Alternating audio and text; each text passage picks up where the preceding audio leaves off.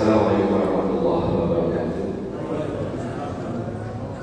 Alhamdulillah, pagi ini Bapak Ibu sekalian, kita sama-sama memulai satu kajian akidah dan tasawuf yang tadi sudah dijelaskan sama Ustaz Raja, yang sempat terhenti kurang lebih setelah pandemi ya, yang pernah kita jalankan dulu bersama Ustaz Hilmi kalau masalah ya. Nah sekarang kita mulai lagi Bapak Ibu dengan kajian tasawuf dan akidah.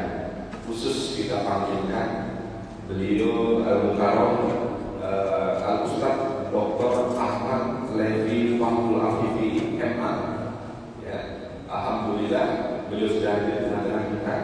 Beliau juga salah satu dosen di IAIA Tazkiyah Sentul ya. Jadi beliau sudah aktif memberikan kajian-kajian di perkantoran, kajian-kajian di masjid besar, kajian-kajian di masjid taklim, dan beliau memang sudah banyak melintang di seluruh Indonesia. Kita hadirkan di tengah-tengah Bapak Ibu semua, khusus untuk jamaah Masjid At-Taqwa dalam rangka sama-sama kita berjihad mencari ilmu, ya, meningkatkan ibadah kita, meningkatkan keimanan kita dalam ilmu akidah dan tasawuf, yang mudah-mudahan insya Allah dengan kehadiran beliau di tengah-tengah kita mampu meningkatkan ibadah dan keimanan kita, sehingga kita sama-sama bisa terus berjuang di jalan Allah demi meningkatnya iman dan ketakwaan kita, sehingga kita semua benar-benar dalam rahmat dan lindungan Allah. Ya. Bapak Ibu yang dimuliakan Allah Subhanahu wa Ta'ala, mungkin langsung saja, nanti kalau Ustaz mau langsung berkenalan silakan, gak apa-apa. Jadi kalau ada pertanyaan diperbolehkan Ustaz ya, diperbolehkan. Jadi nanti langsung kertas saja ya, kita kajian fikih. Jadi Bapak Ibu sekalian nanti akan ada kami di Hilal akan ada Hilal memberikan kertas pertanyaan kepada Bapak Ibu semua, untuk kemudian dilanjutkan kita berikan ke Ustaz ya, bersama-sama kita mendengarkan apa yang nanti Bapak Ibu bertanyakan ya. Baik, langsung saja kita buka kajian pagi ini dengan membaca basmalah bersama. Bismillahirrahmanirrahim. Baik, langsung saja saya serahkan ke Ustaz Afifi. Pada Ustaz. Assalamualaikum warahmatullahi wabarakatuh. Waalaikumsalam. Alhamdulillahi rabbil alamin, wal 'aqibatu lil muttaqin, wa la 'udwana illa 'alal zalimin. Asyhadu an la ilaha illallah wahdahu la syarika lah, wa asyhadu anna Muhammadan 'abduhu wa rasuluh. Allahumma shalli wa sallim ala sayyidina Muhammadin wa ala alihi wa ashabihi ajma'in. Subhanaka la ilma lana illa ma 'allamtana innaka antal alimul hakim. Rabbi shrah li sadri wa yassir li amri wahlul 'uqdatam min lisani yafqahu qawli. Amma ba'du. Fa inna asdaqal hadithi kitabullah ta'ala wa khairal hadi hadi Muhammad sallallahu alaihi wasallam. Syarrul umuri muhdatsatuha wa kullu muhdatsatin bid'ah wa kullu bid'atin dhalalah wa kullu dhalalatin finnar. Hadirin hadirat jamaah Masjid Jami At-Taqwa yang dirahmati Allah, wabil khusus segenap DKM Masjid At-Taqwa, para guru, para asatidzah, yang mohon maaf Al-Fakir tidak bisa sebutkan nama guru-guru kita karena memang Al-Fakir ini kali pertama datang, dan tentunya Al-Fakir belum mengenal satu sama lain. Cuma satu yang saya kenal, Pak Joko. Ya, alhamdulillah berkat wasilah beliau, Al-Fakir bisa datang ke sini bersilaturahim, dan kita bisa sama-sama mengkaji sesuatu yang kita harap menjadi ilmu yang bermanfaat. Sebelum kita memulai kajian, alangkah baiknya kalau Al-Fakir memperkenalkan diri dulu. Walaupun tadi sudah sekilas diperkenalkan oleh Pak Joko. Nama saya Ahmad Levi Fahrul Afifi. sekarang ini saya bertugas di Institut Agama Islam Tazkiyah yang berlokasi di Sentul. Kalau Bapak kenal yang namanya Bapak Syafi'i Antonio, ya, tokoh ekonomi Islam di Indonesia, saya bekerja di sana dan bertugas di sana, mengajar sebagai dosen di kampus beliau. Lebih kurang dalam 3 tahun ini setelah Al-Fakir pulang daripada Malaysia, kemudian langsung bertugas dan bergabung dengan Tazkiyah. Selain itu, Al-Fakir juga aktif berdakwah dan juga mengajar di beberapa masjid di daerah Jakarta dan juga di luar Jakarta. Kalau bapak-bapak sering dengar radio Asy-Syafi'i ya, tahu ya? Saya kira orang Cilandak ini semua dengarnya radio Asy-Syafi'iyah dulu. Nggak tahu kalau sekarang masih ada radionya atau tidak, saya tidak tahu. Nah, radionya sih masih ada, FM-nya masih ada, 95,5. Nah, kalau bapak-bapak, ibu-ibu putar radio Alaikassalam ya, radio Alaikassalam 95,5, Bapak Ibu akan sering mendengar Al-Fakir mengajar di setiap hari Ahad ya, di taklim hari Ahad di Asy-Syafi'iyah. Setelah almarhum Kiai Haji Abdul Rashid Abdullah Syafi'i wafat, Al-Fakir diminta untuk membantu memberikan materi ya di taklim hari Ahad Masjid Al-Barakah Asy-Syafi'iyah.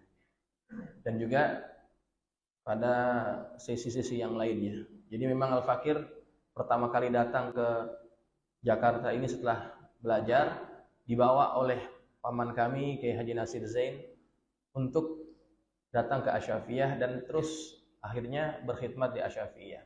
Dan sekarang juga ditugaskan sebagai pengurus Yayasan Perguruan Islam Asy-Syafi'iyah. Jadi itu tentang Al-Fakir ya. Saya kira kalau bicara Asy-Syafi'iyah semua sudah kenal ya. Sudah tahu karena Asy-Syafi'iyah adalah lembaga pendidikan yang boleh dibilang pertama sebelum ada Al-Azhar, sebelum ada sekolah-sekolah Islam yang lainnya, Asy-Syafi'iyah sudah lebih dulu. Asy-Syafi'iyah melahirkan banyak kiai, banyak ulama ya yang malang melintang berdakwah di Jakarta ini. Jadi mudah-mudahan kehadiran Al-Fakir di tempat ini bisa memberikan manfaat kepada jamaah yang ada di sini, wabil khusus kepada Al-Fakir sendiri yang menyampaikan materi-materi tentang tasawuf. Mudah-mudahan juga kita bisa sama-sama memperbaiki diri menjadi hamba Allah yang lebih bertakwa kepada Allah Subhanahu wa taala. Hadirin hadirat jamaah yang dirahmati Allah, Al-Fakir diminta untuk mengisi taklim yang ada di masjid ini, dan materi yang akan dipilih adalah materi tentang tasawuf. Ataupun nanti ada akidahnya juga Ustaz. Akidah dan tasawuf. Tapi hari ini kita akan bicara tentang tasawuf. Hadirin, kitab yang akan kita gunakan ya untuk materi tasawuf ini, saya tidak tahu ini agak tinggi ataupun rendah, tapi saya suka kitab ini. Ya.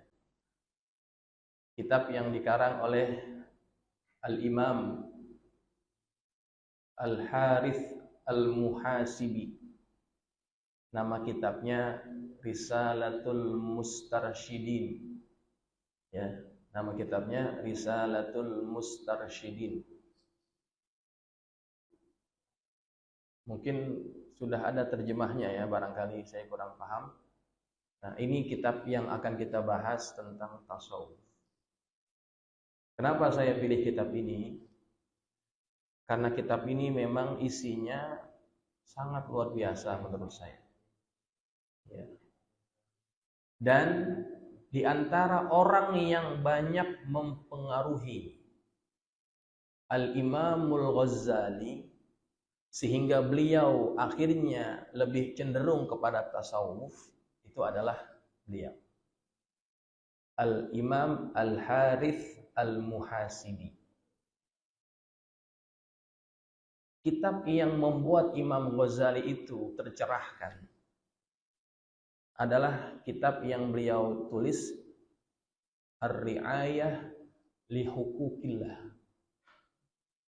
Itu kitab memberikan pencerahan kepada Imam Ghazali, kemudian beliau itu memilih jalan tasawuf sebagai jalan yang lebih dia tekuni sebelum beliau wafat. Sedikit saya cerita tentang Imam Ghazali, Pak ya. Imam Ghazali ini adalah ulama yang boleh dikatakan lengkap, multidisiplin. Masalah akidah beliau itu muasai. Banyak kitab-kitab yang bicara tentang akidah yang beliau tulis. Al-Iqtisad fil I'tiqad di antaranya. Kemudian masalah fikih, ilmu fikih, beliau juga punya kitab. Al-Wajiz di antaranya. Dalam ilmu usul fikih, beliau juga punya kitab Al-Mustashfa. Pokoknya kitab-kitab beliau itu kitab-kitab keren. Kitab-kitab yang bisa dijadikan rujukan dalam mazhab Syafi'i. Bahkan dalam bidang tasawuf, dalam bidang filsafat, beliau juga mempunyai karya. Lengkap beliau ini sehingga para ulama menggelarkan beliau Hujjatul Islam. Hujjatul Islam. Namun ketika Imam Ghazali mencapai tingkat kemasyhuran, orang sudah begitu mengeluh-elukan beliau. Beliau kalau ngajar, Pak, di majelisnya, di Madrasah An-Nizamiyah, itu yang hadir ribuan. Yang hadir ribuan. Kenapa? Karena beliau menduduki kursi yang prestis, yaitu rektor Madrasah An-Nizamiyah. Pokoknya orang yang paling alim lah pada zamannya, kata bilang. Popularitas dia punya. Kekayaan dia miliki. Orang kalau sudah jadi rektor An-Nizamiyah, segala fasilitas yang diminta itu akan dipenuhi oleh kerajaan. Pokoknya semuanya full di servis. Tetapi semua itu tidak membuat beliau merasa tenang. Ada yang kehilangan, ada yang hilang dalam dirinya. Ketenangan itu tidak dia dapat. Kenyamanan hati tidak dia dapat. Akhirnya dia mencari sesuatu yang bisa membuat hatinya lebih tenang. Padahal dia sudah berada pada puncak segala-galanya. Kan manusia biasanya pengen terkenal, pengen disebut orang alim, pengen jadi orang kaya. Apalagi, itu semuanya sudah dia dapatkan. Tapi ketika sudah sampai pada tahap itu, dia merasa tidak ada apa-apanya. Dia ingin mencari yang lebih luar biasa lagi. Dibacalah kitab Al-Imam Al-Harith Al-Muhasibi ini, ya. Di antaranya tadi Ar-Ri'ayah li Hukukillah. Akhirnya dia tercerahkan. Singkat cerita, beliau tinggalkan kursi rektornya di An-Nizamiyah. Dia pergi haji, pulang pergi haji nggak pulang lagi ke sana. Dia berkontemplasi, dia kalau kita bilang bertapa ya. Dia bersungguh-sungguh mencari apa yang seharusnya dia cari. Dia memilih satu tempat di Masjid Umawi di Suriah, di situ ada zawiyahnya, dan disitulah dia kemudian menghasilkan kitab-kitab yang menjadikan beliau sangat terkenal, yaitu Ihya Ulumuddin. Itu yang kemudian menjadikan beliau menjadi ulama yang dirujuk dalam masalah tasawuf. Jadi lebih hebat daripada Al-Harith Al-Muhasibi. Karena beliau memang orang hebat, belajar apa saja jadi hebat. Gitu. Nah, jamaah, inilah yang ingin kita kaji bersama. Kadang-kadang kita hidup di dunia ini tidak tahu arah, kita mau kemana. Kita sudah punya pekerjaan, apapun sudah kita miliki, tapi kadang-kadang kita merasakan hal itu kosong. Maka tasawuf adalah jalan untuk kita mendapatkan ketenangan dalam hidup. Kenikmatan dalam beribadah itu adanya pada tasawuf. Walaupun orang ada yang mengatakan tasawuf itu bid'ah. Tasawuf itu bid'ah, tidak ada pada zaman Nabi. Memang setiap ilmu yang kita pelajari sekarang itu tidak ada pada zaman Nabi. Ditadwinkan ilmu-ilmu itu, dikompilasikan ilmu itu jauh setelah zaman Nabi. Tetapi pokok-pokok ajarannya ada pada zaman Rasulullah. Tadi Ustadz kita sudah menyampaikan, ya. Ketika Jibril datang bertanya tentang apa itu Islam, apa itu iman, apa itu ihsan, ya. Disitulah pokok-pokok ajaran yang sedang kita pelajari ini. Islam yang ditanyakan melahirkan ilmu syariah atau ilmu fiqih. Iman yang ditanyakan itu melahirkan ilmu akidah. Ilmu akidah. Ihsan yang ditanyakan mal ihsan. Apa itu ihsan? An ta'budallaha ka'annaka tarah. Wa in lam takun tarahu fa innahu yaraka. Kan begitu.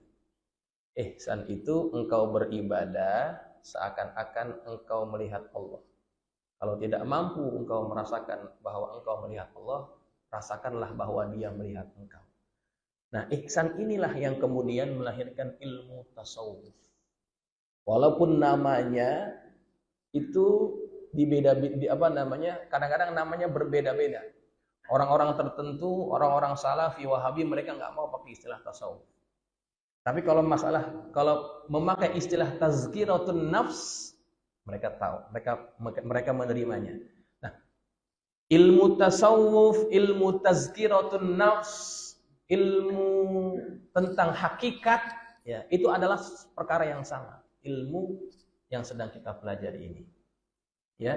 Maka jamaah, tidak lengkap kalau kita belajar cuma perkara fikih saja atau perkara tafsir dan hadis saja, atau bahkan kita mencukupkan dengan belajar akidah saja. Belum cukup.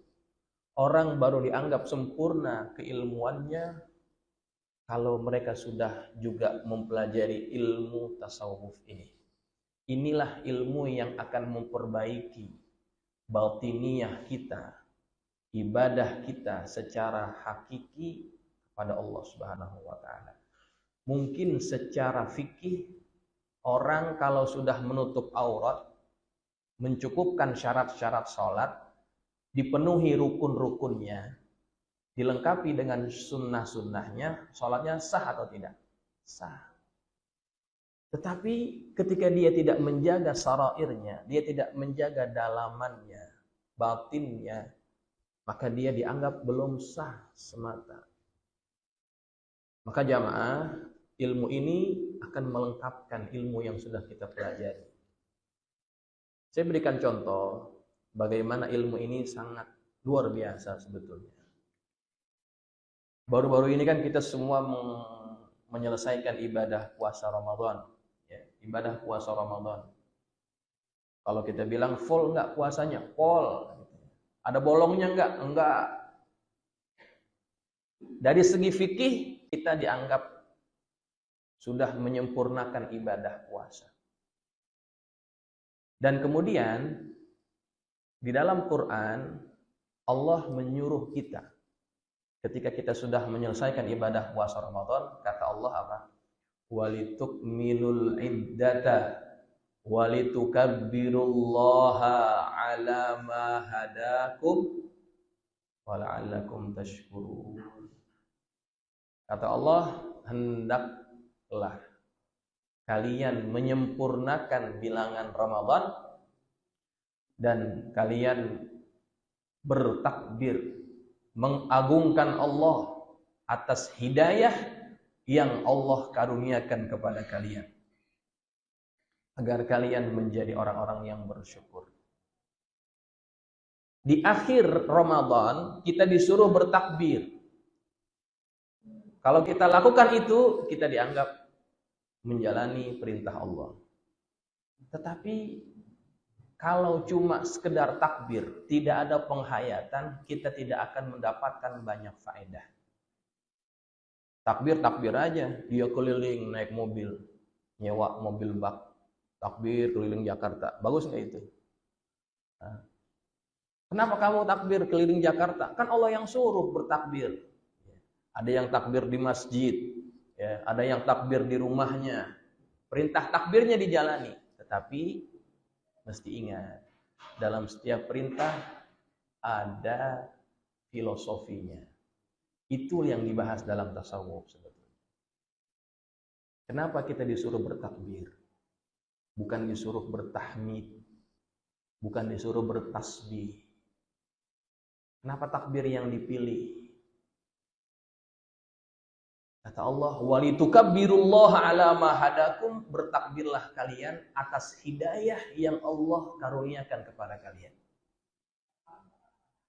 Jamaah, perintah ini mengisyaratkan kepada kita bahwa ketika kita sudah menyelesaikan ibadah Ramadan, kemudian kita mengagungkan Tuhan.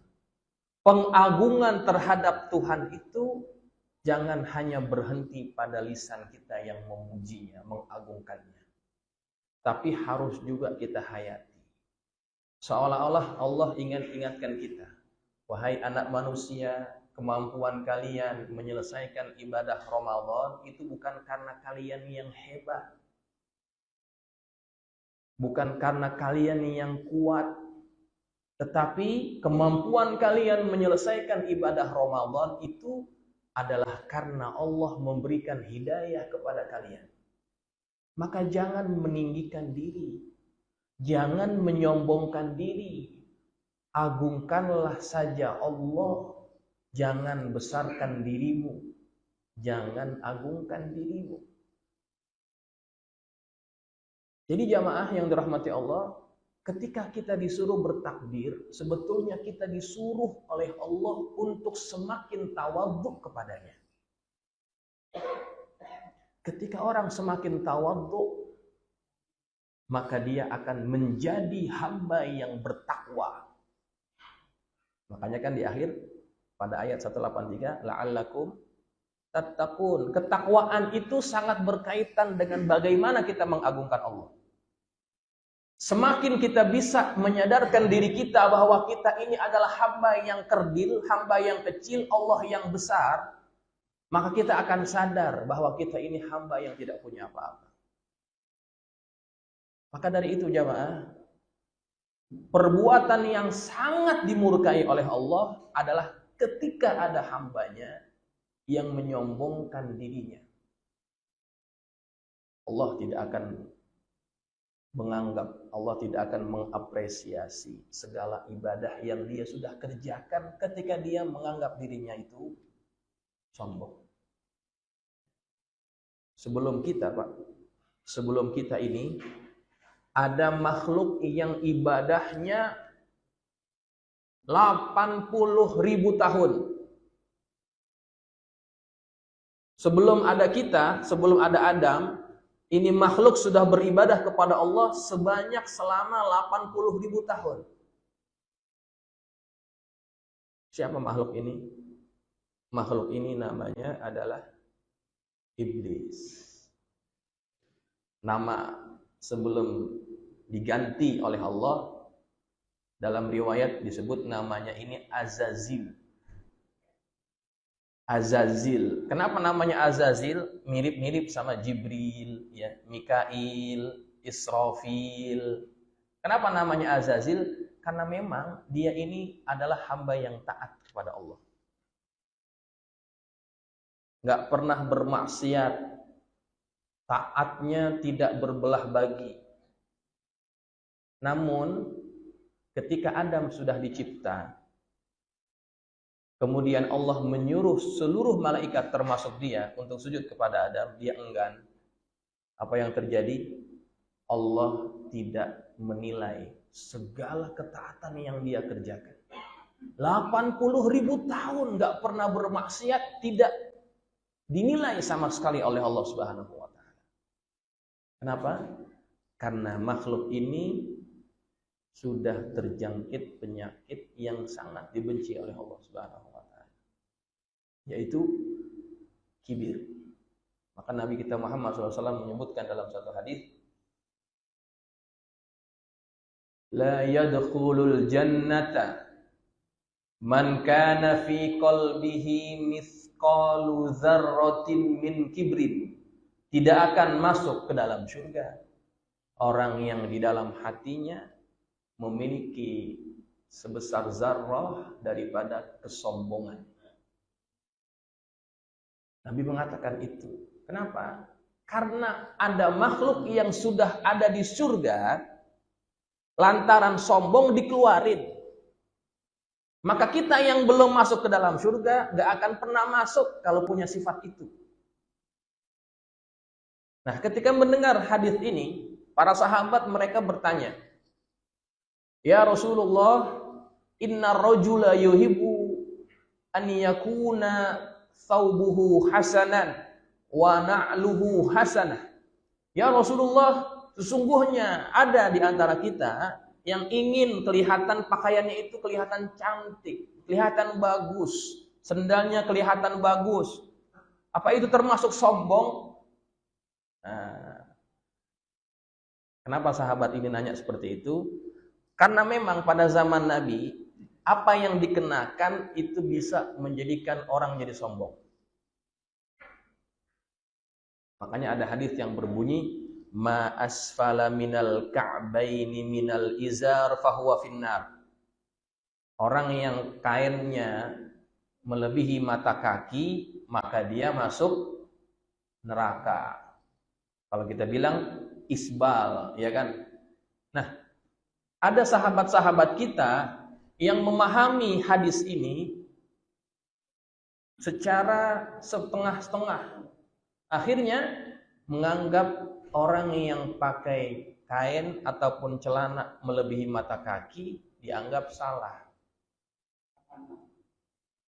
Padahal konteksnya adalah karena pada zaman Nabi pakaian memang bisa menjadikan orang jadi sombong.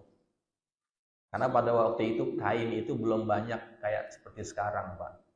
Jadi orang dianggap kaya, orang itu dianggap kaya kalau bajunya itu lebar, panjang, sampai nyengser-nyengser, itu dianggap kaya. Kalau yang kainnya itu pendek, seperti orang-orang yang tinggal di emperan Masjid Nabi, Ahlus Suffah, yang kainnya itu kalau ditarik ke bawah yang atas kelihatan, kalau tarik ke atas yang bawah kelihatan, nah itu orang miskin namanya. Pada zaman itu, ya, pada zaman itu, makanya kata Nabi, siapa yang kainnya melebihi mata kaki, dia masuk neraka. Karena bisa bikin dia jadi sombong. Tapi ini tidak berlaku kepada Sayyidina Abu Bakar. Karena yang menjadikan orang sombong bukan pakaiannya, bukan semata-mata pakaian, tetapi sombongannya. Kalau zaman sekarang, Pak, apa yang bisa bikin kita sombong? Mungkin pakaian tidak ya. Pakaian kita panjang atau pendek kayaknya nggak menunjukkan kita orang kaya. Kadang-kadang orang yang kaya pakaiannya malah pendek. Nah, makanya orang zaman sekarang pakaiannya makin pendek makin kaya, makin panjang malah dianggap miskin sekarang. Kita kenal yang namanya Bob Sadino ya. Bob Sadino kan itu kan orang kaya yang punya Kemcik. Bob Sadino kalau kemana-mana pakai apaan? Karena pendek, karena kolor. Orang kaya. Nah kita pakai kain udah pakai, baju koko udah pakai, peci, tapi bukan termasuk orang kaya. Karena zaman sekarang beda. Hari ini mungkin orang bisa menjadi sombong dengan apa yang dia gunakan. Entah itu handphonenya, entah itu handbagnya, mobilnya, nah itu bisa bikin jadi sombong. Nah kembali kepada hadis tadi, jadi sahabat ketika itu bertanya, apakah kalau orang pakai pakaian yang bagus, pakai sendal yang bagus itu dianggap sombong? Kata Nabi, enggak, bukan itu. Tanda sombong itu bukan itu. Al-kibru batarul haq wa ghamtun nas. Sombong itu adalah ketika dia menolak kebenaran dan merendahkan orang lain. Itu dua variabelnya, itu dua indikatornya. Menolak kebenaran dan merendahkan orang lain. Iblis dia dikategorikan sombong karena apa? Karena dia menolak kebenaran yang datang daripada Allah. Allah suruh dia sujud kepada Adam. Kemudian dia menolak. Aba wastakbara wa kana minal kafirin. Dia menolak, dia menyombongkan dirinya dan dia termasuk orang yang kufur. Kata dia, ana khairun minhu. Saya lebih baik daripada Adam. Khalaqtani min narin wa khalaqtahu min tin. Engkau ciptakan aku dari api dan engkau ciptakan dia daripada tanah. Saya lebih bagus daripada Adam. Saya lebih baik daripada Adam. Kenapa saya disuruh sujud kepada Adam? Iblis lupa bahwa yang disuruh itu memang sujud kepada Adam, tapi dia lupa bahwa yang menyuruhnya adalah Allah. Ketika yang menyuruh kepada adalah Allah Subhanahu wa taala adalah kebenaran itu. Dia menolak untuk sujud kepada Adam, sesungguhnya dia menolak kebenaran yang datang daripada Allah. Nah, zaman ini, Pak, banyak orang yang perangainya seperti itu. Bahkan lebih parah daripada iblis, saya kira.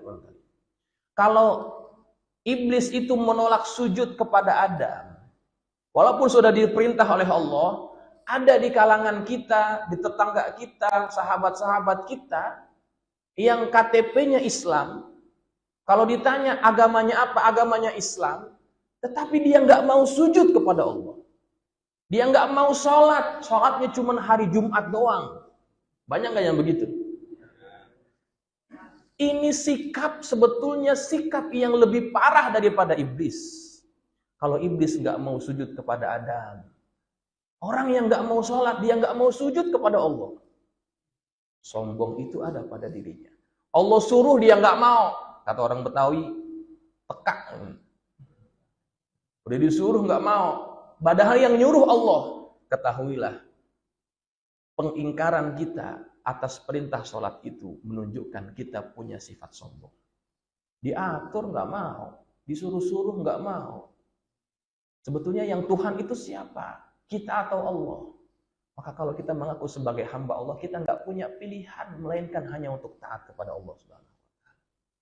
Betapa banyak, Pak, teman-teman kita tuh di kantor, ya, tangga-tangga kita, waktu Ramadan kemarin puasanya cuma 3 hari, sisanya nggak puasa. Banyak nggak yang gitu? Padahal sehat badannya, mampu, tapi nggak mau puasa. Ya Allah, dia sebetulnya tanpa dia sadari dia memiliki kesombongan itu. Allah suruh dia nggak mau, kan sombong namanya. Makanya kenapa kita disuruh banyak bertakbir? Agar kita sadar, agar kita tahu diri, agar kita tawadhu di hadapan Allah. Kalau ngaku hambanya Allah, ikuti, taati Allah. Sadarkan diri kita bahwa yang besar itu Allah. Allah mampu menyiksa kita kapanpun Allah mau. Tetapi kita tidak sadar hakikat itu. Dan kalau kita sholat, bapak-bapak, ibu-ibu, ucapan yang paling banyak kita ucapkan adalah kalimat takbir. Allahu Akbar. Tuh. Kenapa takbir yang paling banyak? Supaya kita bisa menghayatinya sehingga keluar daripada sholat kita menjadi orang yang semakin taat dan tahu diri di hadapan Allah.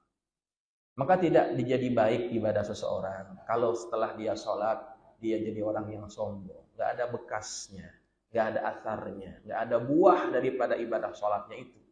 Karena dia tidak menjadi orang yang lebih tawadhu di hadapan Allah dan di hadapan manusia. Nah, jamaah yang dirahmati Allah, ini tentang orang yang menolak kebenaran maka orang tersebut masuk kategori orang yang sombong. Batorul haq, menolak kebenaran. Makanya kita harus selalu ingatkan diri kita, apapun yang datang daripada Allah, jalankan, taati, patuhi, barulah kita dianggap hambanya yang hakiki. Hamba yang hakiki.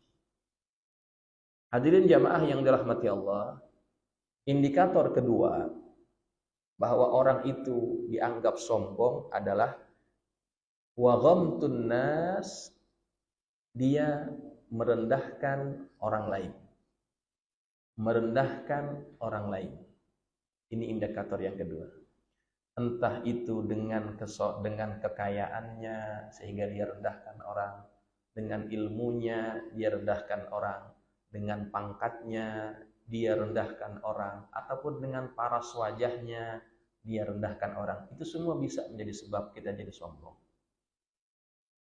Dalam satu riwayat disebutkan bahwa pernah ada diskusi di antara beberapa orang sahabat.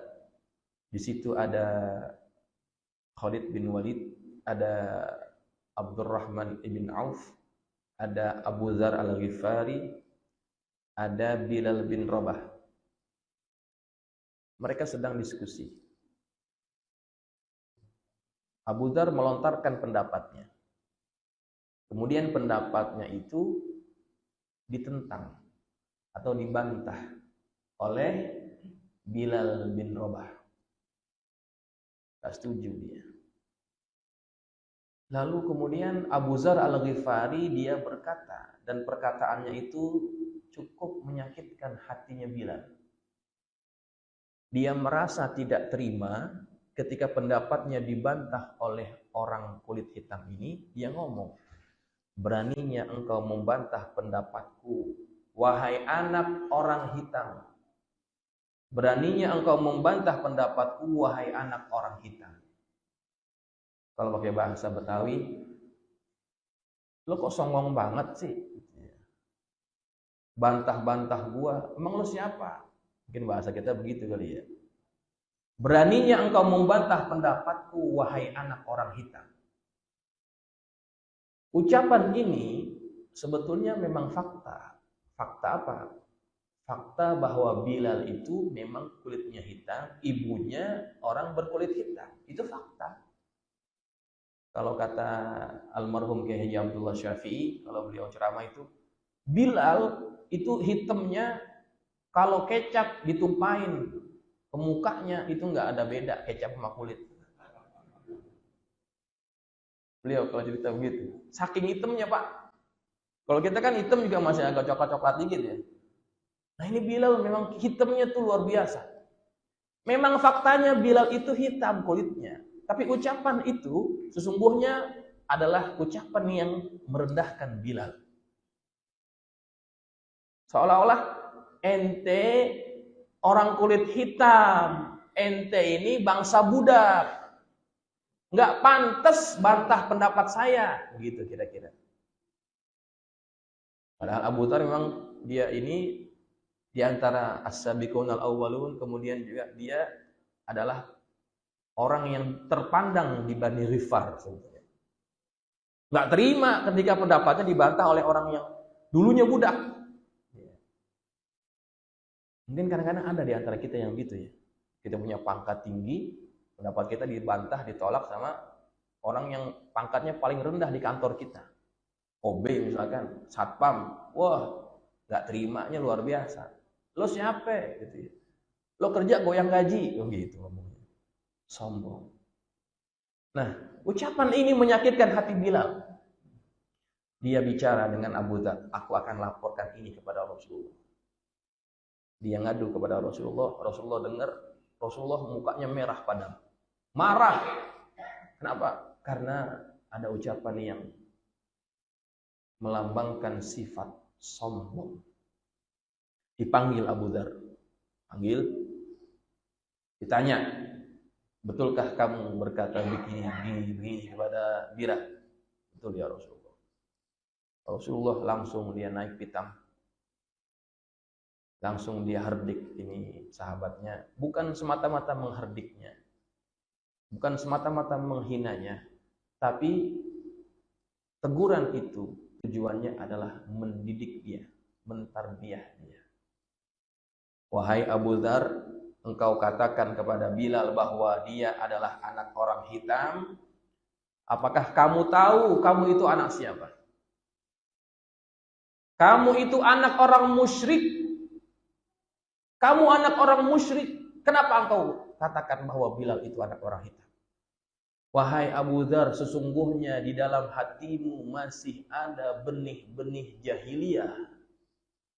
Benih-benih jahiliyah diantaranya adalah suka menyombongkan bangsa. Suka menyombongkan ras. Itu adalah sifat yang sangat dibenci oleh Rasul. Ketika Abu Dzar ini ditegur dengan keras oleh Rasulullah, beliau merasa sangat bersalah. Lalu dia minta maaf, minta ampun, ya Rasulullah maafkan saya atas kelancangan saya. Jangan minta maaf sama saya. Minta maaf dengan Bilal yang telah engkau sakiti hatinya. Akhirnya dia cari Bilal. Setelah dia jumpa, langsung dia peluk sahabatnya ini. Dia peluk, dia cium, dia minta maaf sungguh-sungguh atas kelancangan mulutnya. Bukan hanya itu, Pak. Bukan hanya dia minta maaf. Dia ingin menunjukkan bahwa dia sangat menyesali ucapannya itu. Dia letakkan pipinya yang kanan di atas tanah. Sambil dia berkata, wahai sahabatku, aku tidak akan angkat pipi kananku dari tanah ini sebelum engkau letakkan kakimu di atas pipi kiriku. Agar mulutku ini diajar bahwa kakimu lebih mulia daripada mulutku. Memang Bilal kan orangnya masih hidup, tapi sendalnya udah kedengeran. Ya kan? Sendalnya udah kedengeran di surga. Orangnya belum meninggal. Ya Allah, orangnya memang hitam, legam, tetapi Nabi memilih dia menjadi muazzinnya, bukan dari bangsa Arab, tapi orang yang berasal daripada bangsa Habsyi. Orang inilah yang menjadi muazzin ya Rasulullah. Akhirnya, apakah dipijak itu mulutnya? Kalau kita, Pak, ada orang nyakitin kita, dia minta maaf caranya begitu. Aku nggak akan angkat pipiku ini dari jalanan sebelum kau letakkan kakimu di atas pipiku yang kiri. Kita apain ini orang? Kalau ada orang nyakitin kita, dia nawarin begitu, kita pijak ya Pak. Haji mumpung, wah nyakitin gua loh. Nawarin lagi, gua sepak juga, gitu kan kata kita. Tapi tidak dengan Bilal. Bilal ini, dia memaafkan sahabatnya dan dia tidak menyimpan dendam. Dia tahu itu merupakan kesalahan yang biasa bagi manusia. Kadang-kadang terjadi juga sama manusia biasa. Akhirnya, kemudian diangkat sahabatnya ini, dipeluk oleh Bilal, dimaafkan dia. Sehingga mereka juga saling bisa memaafkan. Bilal memaafkan ucapan daripada sahabatnya dan kemudian hubungan mereka menjadi baik kembali. Hadirin, ini adalah satu segmen ataupun satu bagian yang saya kira harus kita hayati dalam kehidupan ini. Banyak di antara kita yang kita tidak sadar, kita tuh jadi orang sombong. Ada yang punya ilmu, sombong dengan ilmunya. Ada yang punya kekayaan, sombong dengan kekayaannya. Ada yang punya pangkat, sombong dengan pangkatnya. Ada yang punya pengaruh, sombong dengan pengaruhnya. Maka apapun yang bisa membuat kita itu jadi orang sombong, jauhkan. Jauhkan agar kita selamat. Karena sifat ini tidak layak bagi manusia. Al-kibriya uridai, kata Allah dalam hadis qudsi. Sombong itu adalah selendangku. Gak ada yang bisa pakai selain aku, kata Allah. Barang siapa yang mencabutnya dari aku akan masukkan dia dalam neraka. Hadirin, ini contoh bagaimana ucapan takbir itu kalau diterjemahkan dalam kajian tasawuf itu akan lebih bermakna. dibandingkan kalau kita sekedar membahasnya secara tekstual. Mungkin kita hanya sekedar mengucapkan saja, kita kurang mendapatkan faedah kalau kita tidak mengkaji lebih dalam. Nah, itulah yang dibahas dalam tasawuf sebetulnya. Mengkaji sesuatu yang bisa memperbaiki hati. Karena target tasawuf adalah hati. Islahul qalbi, memperbaiki hati kita. Ini yang menjadi target daripada tasawuf.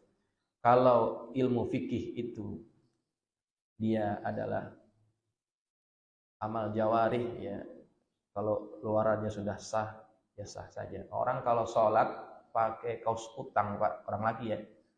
Orang kalau sholat orang laki pakai kaos kutang, pakai kain, sah nggak sholatnya?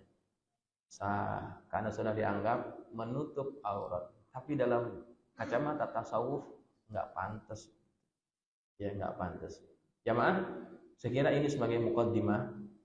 Kita akan sambung lagi pada pertemuan yang akan datang dengan materi-materi yang kita akan bahas secara berurutan, ya, secara teratur.